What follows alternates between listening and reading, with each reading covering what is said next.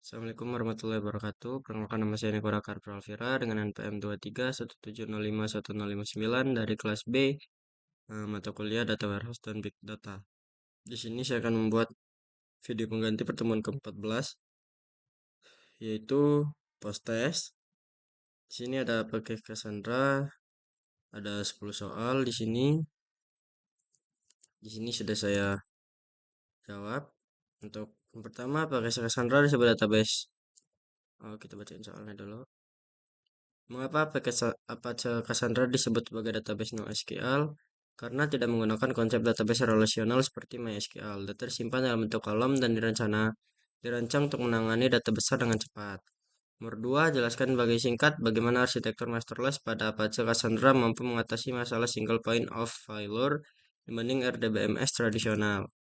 Pada Cassandra tidak ada server utama atau master. Semua node memiliki peran yang sama, sehingga jika satu node mati, node lain tetap dapat melayani permintaan dan sistem tetap berjalan.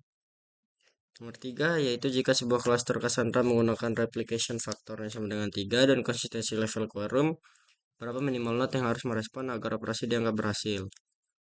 Dengan replication factor 3 dan consistency level quorum, minimal 2 node harus merespon. Karena ini, hal quorum berarti lebih dari setengah jumlah replika harus memberikan respon.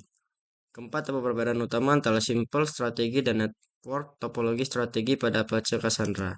Simple strategi itu digunakan untuk beberapa data center dan dapat mengatur replikanya secara lebih spesifik.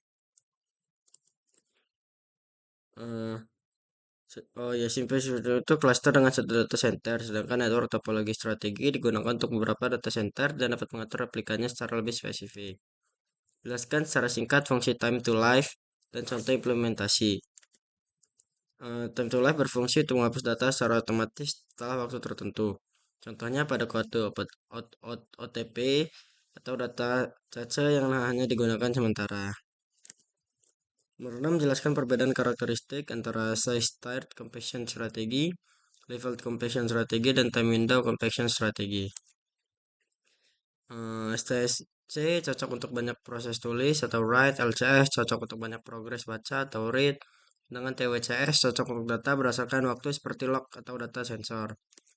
Nomor 7, sebuah perusahaan media sosial memiliki jumlah aktivitas like dan komentar setiap detik dari pengguna global. Jelaskan alasan teknis mengapa Cassandra lebih tepat digunakan dibanding MySQL.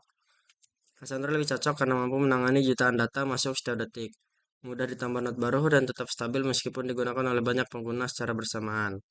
Ke-8, jika suatu aplikasi membutuhkan transaksi yang ketat, apakah Cassandra cocok digunakan? Cassandra kurang cocok karena tidak menggunakan transaksi ICID secara penuh dan tidak dirancang untuk banyak operasi join seperti database relasional. 9, jelaskan peran snitch dalam routing query Cassandra. Snitch berfungsi mengenali lokasi node dalam cluster sehingga Cassandra dapat memilih jalur komunikasi yang paling efisien saat menjalani query. Nomor 10, sebuah aplikasi IoT menyimpan data sensor suhu setiap data dari jutaan perangkat. Strategi compression apa yang paling tepat digunakan pada Cassandra? Strategi yang paling tepat adalah TWCS atau Time Window Compression Strategy karena data sensor IoT termasuk data time series yang terus bertambah berdasarkan waktu. Kemudian ada Apache Zeppelin. Yang pertama, latar belakang yang menggunakan Apache Zeppelin. Apache Zeppelin dikembangkan untuk memudahkan proses analisis data dalam ekosistem Big Data. Platform ini dibuat agar pengguna dapat menulis kode, menjalankan analisis, dan melihat hasilnya dalam satu tempat. Yang kedua, apa yang dimaksud dengan Apache Zeppelin? Jelaskan fungsi utamanya dalam proses analisis dan visualisasi data. Apache Zeppelin adalah proses untuk analisis dan visualisasi data. Fungsi utamanya adalah membantu menggunakan menjalankan kode, mengolah data, dan menampilkan hasil dalam bentuk tabel atau grafik. Nomor 3, jelaskan perbedaan antara mode batch, streaming, dan hybrid pada Apache Zeppelin. Batch digunakan untuk mengolah data yang sudah terkumpul, misalnya laporan penjualan bulanan. Streaming digunakan untuk data yang masuk secara real time, seperti data sensor. Hybrid menggabungkan keduanya, misalnya dashboard yang menampilkan data historis dan data real time. Nomor 4, mengapa sistem interpreter menjadi komponen paling penting dalam Apache Zeppelin? Interpreter penting karena berfungsi sebagai penghubung antara Zeppelin dan engine pemrosesan data. Interpreter menerima perintah dari pengguna, menerjemahkannya, lalu mengirimkannya ke sistem yang sesuai untuk diproses. Sebutkan dan jelaskan minimal 5 interpreter yang beserta penggunaannya. Ada Spark, menjalankan Apache Spark, SQL, Python, kemudian Cassandra. Kemudian nomor 6, bagaimana Apache Zeppelin mendukung kolaborasi multi-user secara real-time. Zeppelin mendukung kolaborasi real-time sehingga beberapa pengguna dapat bekerja pada notebook yang sama. Owner memiliki kontrol penuh, writer dapat mengedit, runner dapat menjalankan notebook, dan reader hanya dapat melihat hasilnya. Nomor 7, jelaskan posisi Apache Zeppelin dalam layer arsitektur Big Data, serta hubungan Zeppelin dengan processing layer dan storage layer.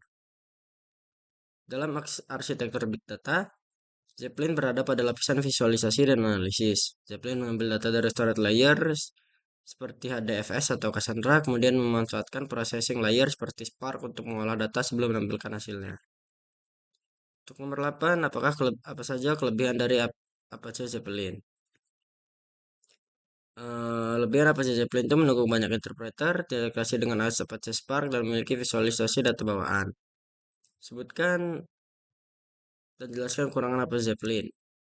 Kurang dari Apache Zeppelin itu komunitas pengguna lebih kecil dibanding Jupyter, dokumentasi tidak sebanyak platform lain, dan konfigurasi awal cukup rumit.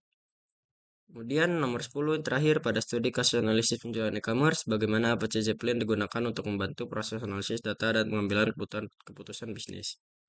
Pada analisis penjualan e-commerce, Zeppelin dapat digunakan untuk mengolah data transaksi, membuat grafik penjualan, melihat tren produk terlaris, dan menyajikan dashboard. Hasil analisis tersebut membantu perusahaan dalam mengambil keputusan bisnis yang lebih tepat. Mungkin sekian dari saya. Apabila ada salah dan kurang, saya mohon maaf. Saya Heri. Wassalamualaikum warahmatullahi wabarakatuh.